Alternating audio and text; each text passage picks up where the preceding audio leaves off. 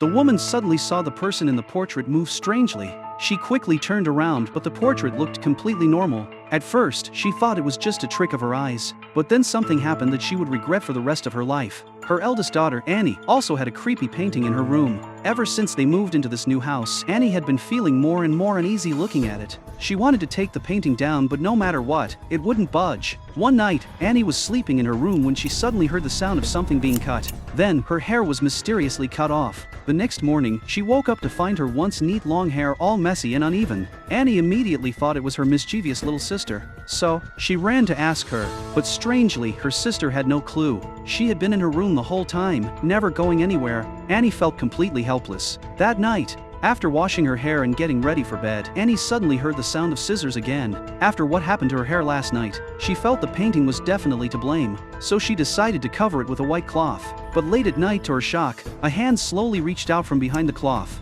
It started cutting her hair again. When Annie opened her eyes, the hand quickly pulled back. Looking at her cut hair, Annie was really confused. Suddenly, the white cloth in the painting started to move. She could faintly see a figure standing behind it. Annie was terrified and quickly hid in a nearby closet. When the cloth fell to the floor, there was nothing behind it. Just when Annie didn't know what to do, she suddenly heard the sound of scissors again. The figure had appeared behind her. Terrified, Annie desperately struggled and finally managed to escape from the closet. Her parents, hearing the noise, rushed in and asked what had happened. Annie pointed at the creepy portrait on the wall and cried, saying the man in the painting came out. That made her dad start to question things. Everyone thought Annie had just had a nightmare, but her hair was clearly cut. So, her dad decided to take down the creepy painting, but strangely, the painting seemed like it was glued to the wall. No matter how hard he tried, it wouldn't come off. Frustrated, he called for his son. Together, they managed to get the painting off the wall. Little did they know, what happened next would be even stranger.